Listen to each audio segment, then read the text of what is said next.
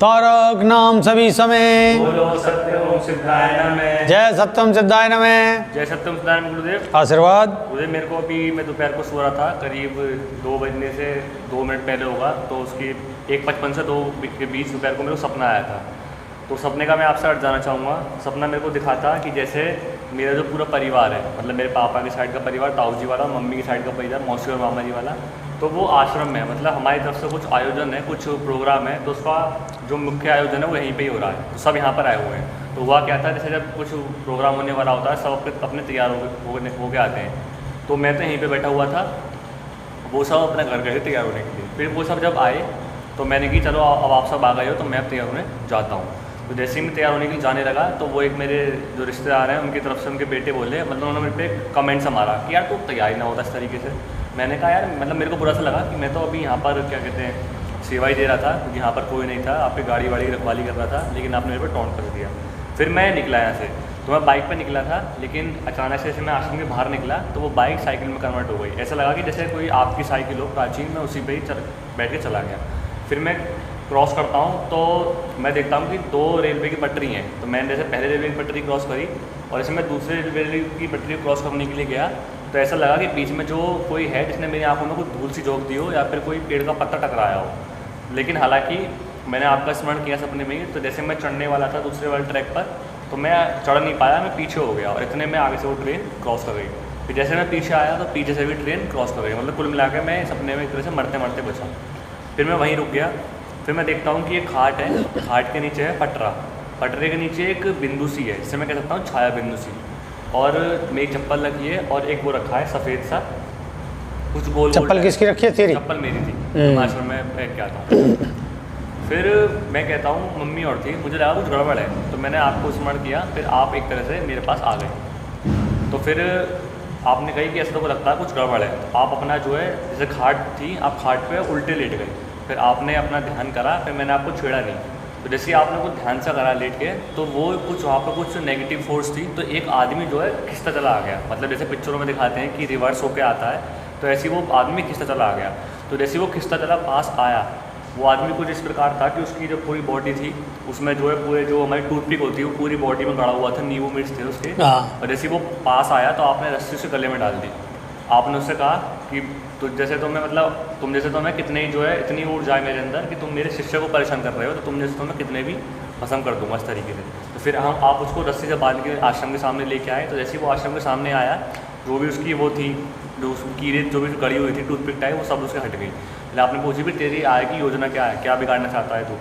तो उसने कहा कि जो आपके आश्रम में कुआँ है, हालांकि कुआँ है नहीं आश्रम में, लेकिन स्वप्न में था, तो उसी में मैं एक तरह से को टाइफाइड की बीमारी फैला दूँगा। फिर वो सीन चेंज हुआ। फिर मेरे को सपने में एक और सपना था कि वो जो सपना मैं देखा था वो टूट गया अचानक। उस सपने में होगा 3:30 बजे का समय, 2:30 बजे का समय। मैं कहता हूँ कि मुझे गुरुजी को फ़ोन करना है, मैंने ऐसा सपना देखा है।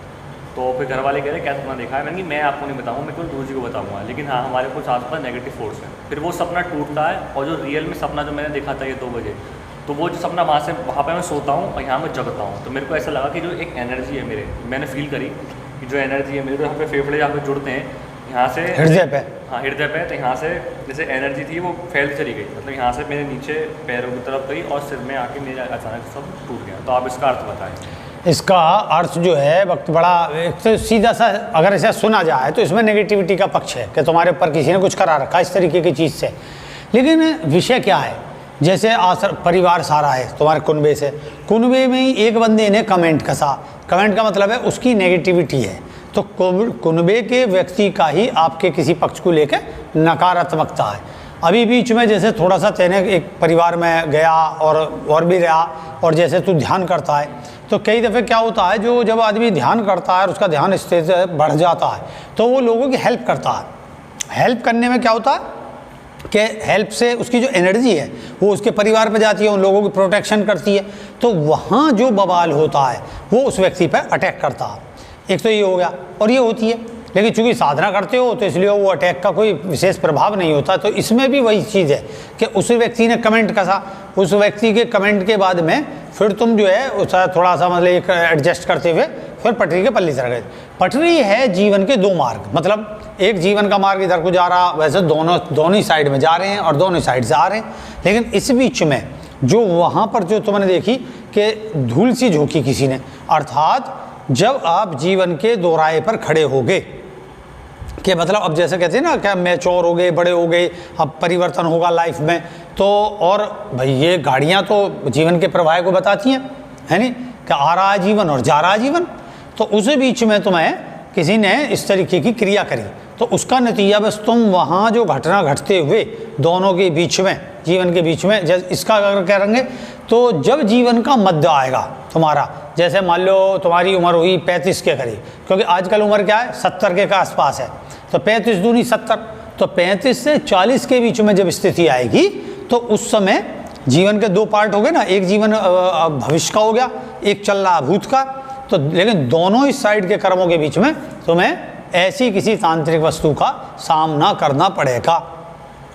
तो क्या करना पड़ेगा कि उसमें जैसे एक पीढ़ा बना हुआ है नहीं, पीढ़ा बना हुआ, उसके नीचे पटरा है, पटरे पे बिंदु है, तो ये तांत्रिक क्रिया, और तुम्हारी चप्पल रखी है, अर्थात भविष्य में ध्यान रखना कि तुम्हारी कोई चप्पल ना गायब हो जा अभी सही, कि भाई आप सेवा कर रहे हो, पता चली किसी ने चप्पल उठा ली, चप्पल को फिर उसने केंद्रित कराए, कीलित करके वो अनुष्ठान कराए, जिससे तुम्हारे जीवन की दोनों यात्राओं को स्तंभित कर दिया उसने। स्तंभित, ना तो तुम आगे गए ना तुम पीछे को लौट पाए, फिर वो ट्रेनों से बच गए, मतलब ये। और उस समय चूंकि गुरु मंत्र है तुम्हारे पास, तो ये पता चलता है कि भाई आगे भविष्य में गुरु मंत्र रहेगा, साधना करते रहोगे, उसमें जैसे ही गुरु का आह्वान करा गुरु जी आगे, और उन्होंने अपनी ताकत से उस शख्स को खींच लिया। तो चूंकि वो पिन लगा हुआ, जैसा पूरी बॉडी में पिन लग रहे हों, नींबू वीबू ये सब लग रहे हों नेगेटिव चीज़, या उसके शरीर में जो है लौंग गड़ रही हों, तो ऐसी चीज़ को खींच लिया। अर्थात वो व्यक्ति जो है वो बोलते हैं, जैसे उसमें बोलते हैं वूडू जादू जो होता है, वूडू जादू असल में हमारे यहाँ भी चलता, पुतले की साधना होती है।